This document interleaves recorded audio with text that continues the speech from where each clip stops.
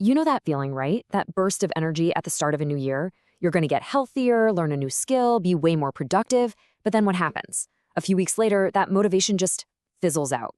Well, you are not alone. So today, we're going to dig into the science of why change is just so hard, and more importantly, how to build a system that actually works. Okay, this really gets to the heart of it, doesn't it? Change isn't some magic switch that flips at midnight on New Year's Eve. You don't just wake up a different person. It's a process. It's something you have to build piece by piece, day after day. So that brings us to the big question. Why? Why does all that determination we feel on January 1st so often vanish by the middle of the month? It's the cycle, right? And it is so frustrating for so many of us. But here's the thing. Understanding why it happens is the first real step to finally breaking it. Let's just call it what it is, the January 15th problem. It's that point where our willpower tank starts running on empty, and the finish line for our big goal suddenly feels miles and miles away. Now, if you only take one thing away from this, let it be this. If you've struggled with resolutions in the past, it is not a personal failure. It's not because you lack willpower. The problem was your strategy. You were probably trying to fight a battle against your own brain. And, well, that's a battle you're just not going to win. So let's meet the culprits. If we want to succeed, we first have to understand the very real, scientifically backed barriers our brains naturally put up. And these aren't just excuses, okay? These are the rules of the game we're playing. So what are these obstacles? Well, research from Professor Katie Milkman lays them out pretty clearly. You can think of these as our brain's default settings. It's hard for us to start things. We are impulsive creatures. We want the reward right now. We procrastinate. We forget things. We are fundamentally wired to take the easy way out. And we're social animals, so we copy the people around us. This is the playbook we're up against. So now let's figure out how to work with it. So let's open up the toolkit. We're going to start with what is often the biggest hurdle of all. How do you actually get started? Yes, absolutely. Getting started can feel like trying to push a giant boulder uphill. That initial resistance, that inertia, it's incredibly powerful. So the question is, how do we work with it instead of just trying to brute force our way through with willpower? And the answer is to make the starting line so ridiculously close that you basically just fall over it. This is what James Clear calls the 2-minute rule.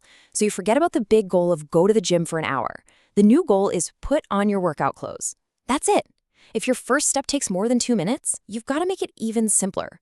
You're not relying on willpower anymore. You're relying on pure, simple clarity. Okay, next obstacle. Our brains are hardwired for immediate gratification. We want the cookie now, not the long-term benefit of a healthy diet weeks from now. And that natural impulsivity, it can completely wreck our best intentions. This is such a brilliant hack for our brains. Instead of fighting that desire for a little pleasure, you use it, you bundle it. You pair something you want to do, like binge your favorite show, with something you feel you have to do, like getting on the treadmill. All of a sudden, that immediate pleasure isn't the enemy anymore. It's the engine that's driving your new habit. Procrastination. We all know it. We usually call it being lazy. But here's a really powerful way to think about it differently. A lot of the time, procrastination is just a symptom of confusion. When your brain isn't 100% sure what the very next tiny physical action is, it just hits the brakes. It says, nope, too complicated, I'll deal with this later. So the strategy here is a triple threat. Sure, raising the stakes with a deadline can help. Adding a little reward can too. But the real secret weapon, the thing that gets to the root cause, is number 3. Clarify and simplify. If you find yourself putting something off, just ask yourself this. What is the absolute smallest, most obvious first step I can take? Make it impossible to be confused about what to do next. All right, so you've started. That is fantastic. But as we know, change is a marathon, not a sprint. So now, let's talk about the strategies you need to actually keep the momentum going for the long haul. It sounds almost too simple, but honestly, one of the biggest reasons we fall off track is that life gets busy and we just forget. Our new fragile habit just gets lost in the noise of everything else we have to do. And listen, that is not a moral failing. It is a memory failing. I mean, think about that for a second. The professionals in the highest stakes jobs on the planet don't rely on their memory to get things right. They rely on systems and checklists. We really ought to treat our most important goals with that same level of respect. So here's the scientifically proven formula to beat forgetfulness.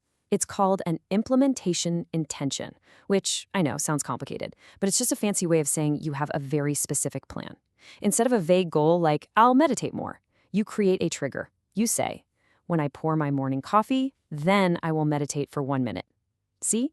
You're linking the new habit you want to build to one that's already completely automatic. Let's talk about feeling lazy.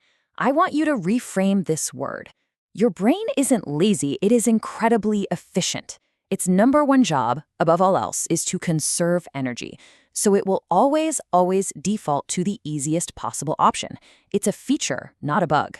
So, if your brain's default setting is easy, don't fight that, use it. The solution isn't to find more motivation, it's to design a better environment. You have to become the architect of your space to make good habits the path of least resistance. You want to read more? Put the book on your pillow. You want to play fewer video games? Put the controller in a box in another room. Make your laziness work for you. We are deeply social creatures. Whether we realize it or not, we subconsciously copy the behaviors of the people we spend time with.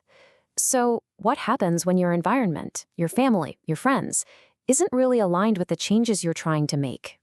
Well, the answer is to consciously curate your influences. Now, this doesn't mean you have to get new friends. It just means you also need to find what's called a comparison group that supports your goals. This is huge in the digital age. Curate your social media feeds. Follow people who are living the way you want to live.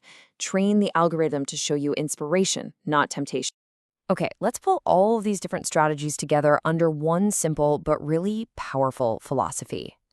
This is the core shift in thinking that makes all the difference. This slide just sums it up perfectly. The hard way is fighting your brain. It relies on willpower, motivation, and memory, all resources that are finite and run out. The smart way is designing for your brain. It relies on simplicity, your environment, and clear checklists or cues.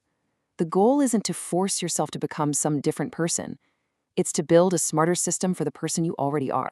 So as we wrap this up, the final question isn't really about what you want to achieve, but how.